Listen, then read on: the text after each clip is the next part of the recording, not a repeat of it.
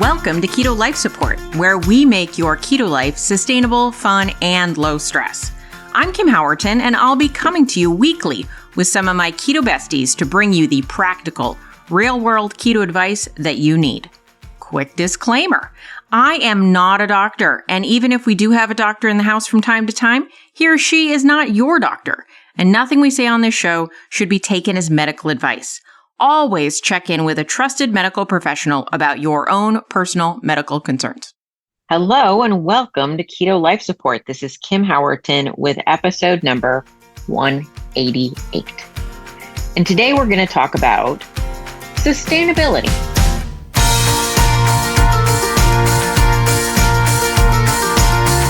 Now, what do I mean by sustainability?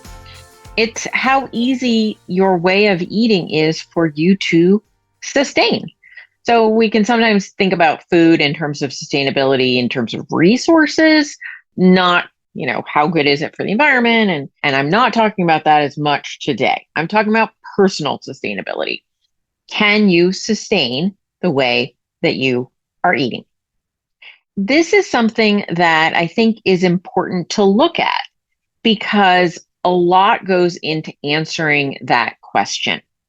But until you answer the question of what it takes to be sustainable, you will perhaps find yourself struggling with making your lifestyle an ongoing experience. So a lot of people, when you get into a weight loss phase, will talk about you need to make it a lifestyle, not just a diet. And it's very confusing what that means for a lot of people. And I think it's confusing because it is a little vague. But I think it really comes down to sustainability. Can this be something that you continue to do? Now, obviously, certain things are going to fluctuate over time. The amount of food that you eat might fluctuate based on how active you are. The seasonality, right, is going to play into it. Certain foods are available sometimes of the year and not available other times of the year, unless you're shipping them from far, far away, right? And that's going to play in, but your diet shouldn't be so specific in most cases that that's going to really significantly alter your food philosophy or how you're eating. So while some details might be shifting over time, you're generally going to be looking at it the same way. Now, one would say from a purely intellectual or theoretical is maybe a better way to say it perspective, you might say, well, eating everything in moderation is the most sustainable concept of a way to eat because, well, it includes everything, right? And if I can choose from everything, that's the most choice possible. That would be the most sustainable. But I think for a lot of us, what we've learned over time is that there is freedom in our boundaries. That when we create the buffers, the boundaries, the focus, the decision makers around what we do and don't eat, and where you choose to put those boundaries is what we're talking about in these conversations, but is different from one person to another. But I think a life lived without any boundaries can be overwhelming and not necessarily what we think of as emotional freedom. And for a lot of us coming into this health journey, operating with some sort of background in addictive behaviors or disordered eating, even if we've never been formally diagnosed with an eating disorder, but somewhere on that spectrum of disordered eating, that a life without any boundaries in it can be very damaging. And so one of the things we have to think about in terms of ongoing sustainability is what makes us feel physically the best, what makes us feel emotionally the best. And when I say emotionally the best, I'm saying emotionally healthy, not an instant of pleasure, but rather a ongoing experience of health. And also what makes us satisfied and happy about the way we eat. All those things have to come together. It's funny, my friend Richard Morris, I think some of you might know who Richard is. He's the lovely Australian half of the Two Keto Dudes duo. And he always had this joke about food. Richard is a definite foodie. And so he always puts his little hashtag with his food pictures, boring keto, right? It's a joke, obviously, because the food that many of us eat on keto can be very exciting and beautiful and very satisfying. But there's this sort of mainstream narrative that often happens of the fact that, because keto is such a limited palette, it's really boring. It gets really boring. It's not sustainable. And one of the things that I want to bring up about sustainability is it's in the eye of the beholder. But one of the things about sustainability is that your mindset really matters. If you talk to yourself about your food, that it's boring or monotonous or limited, if you start to get into a negative spiral, then your diet will be unsustainable. So if those are the voices you listen to, if that's the story you tell yourself, you will fail.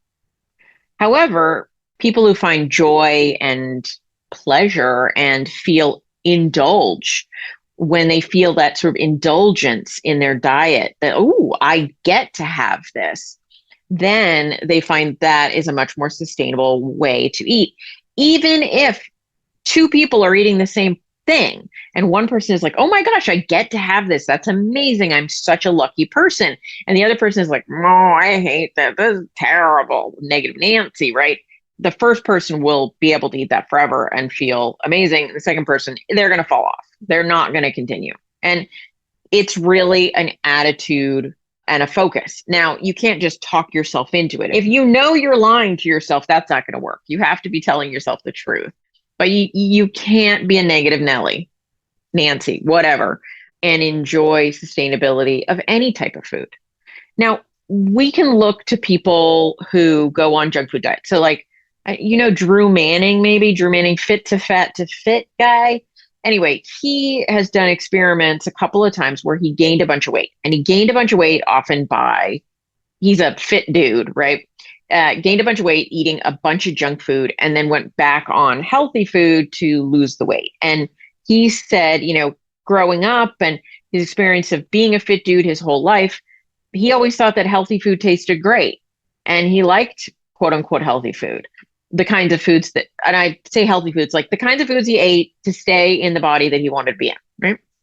And then when he went to junk food, which he's like, I never indulged in this much junk food before, went back to eating healthy, he said like for like 2 solid weeks, it was misery. He just wanted the junk food back.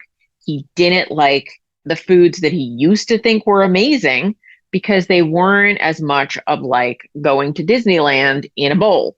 And this can be something that people really struggle with, and getting yourself over the hump of really enjoying your diet. But I think ultimately the way that you eat, you have to start thinking how lucky you are to eat that way. And if you can't feel that about the way you're eating, then maybe we need to do some adjustments. Now, someone like Jordan Peterson has expressed before that he doesn't love his diet. Like, he doesn't hate his diet. Those of you that don't know, I'm not getting into the politics of him. I'm getting just into food. And he eats basically just a carnivore, like a limited carnivore diet. It's like meat and water. It's like very basic, because he has some health issues that when he strays from that, his health issues are exacerbated. And he doesn't want to stray from that, but he wishes he could eat another way. And so there are certain circumstances in which you could say like very extreme health circumstances. But for him, the sustainability will come in that the downside of not eating that way is so violent, so offensive to him that it'll keep him on track. You can carrot or a stick. He's the stick. It's like, I know the beating is too severe when I go off plan. But for most of us, we don't have that severe beating waiting for us on the sidelines. I've actually heard people say many times, like, oh, I wish I was, allergic to dairy so I wouldn't eat so much cheese, but I feel fine after I eat it. I don't get like immediate gastrointestinal problems. So I keep eating it and I don't think it's good. Some of us really wish we had that in our life. I don't think anybody who actually has that experience, though, actually wishes they had it. So I think it's more of a fantasy thing.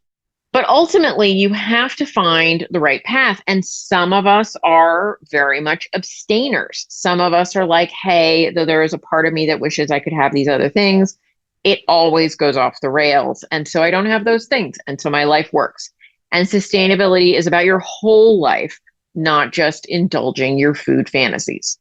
But for others of us, we find we can include certain types of foods that we maybe even didn't think we could at the beginning of our journey. But I think ultimately the most important thing when you're expanding your food repertoire is that you don't lie to yourself and don't say to yourself, this is working for me, when really there's a lot of stuff breaking down. Like, don't be rearranging the deck chairs on the Titanic thinking that it will, improve your experience. Ultimately, you're going down. And so you need to focus on keeping your ship afloat, right? And so for some of us, that can include more carbohydrates. For some of us, that can include more types of foods. For others of us, it can't. And that is an experience that we all have to go through experientially. Wow, that was a really poorly worded. Anyway, experientially, we have to see what works for us. But if you're trying to expand your food horizons, you have to do so very honestly and maybe bring a friend, like have someone check in on you on it. Because those of us that have a history of eating disorders or disordered eating, right, the spectrum, we sometimes can lie to ourselves about how it's going because we want to continue to indulge in the addiction that's starting to sink its claws back into us. And so finding what is sustainable for you is a lifelong, personal, interactive, mindful journey. If you love the way you're eating, like the food is delicious and you're happy about that, you're as healthy as you can be in your current state, and you feel good about your choices, I think you've hit like the trifecta of awesome. And you should continue to do that. If you're in a place where you're like, I wonder if I could be a little broader in my approach, experiment and see, but put in rails, put in guardrails. You still need to, don't fling open the doors. Don't be like, I'm going to eat as much as I want of this food that used to make me terribly ill, right? Like, no, you're going to go slow and steady, and then you're going to really be honest with yourself. And being honest with yourself starts with, why do I want to expand my food horizons? Why is that?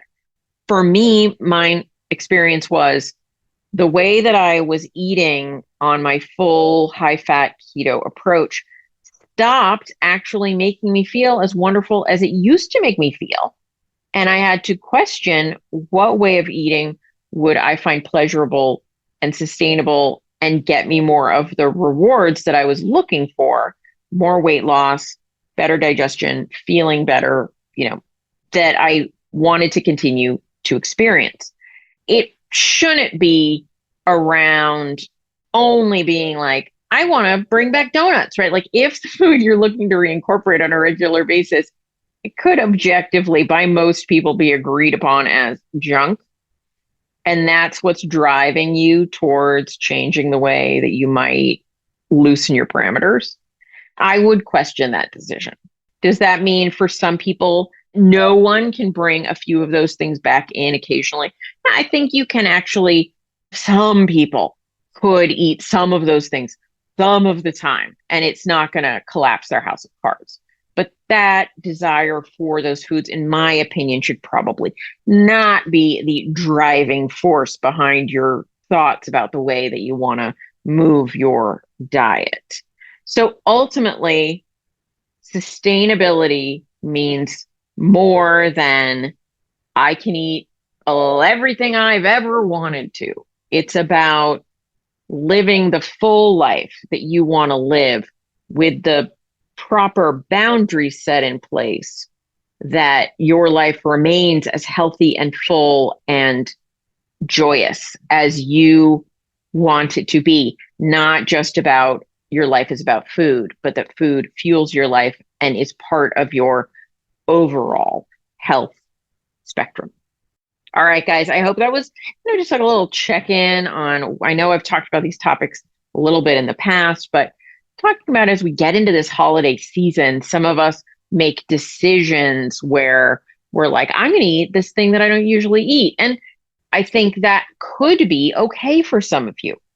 But I think we need to make sure that overall our health choices are still grounded in long-term good health and choices that lead us towards being happier and healthier, not just more indulged.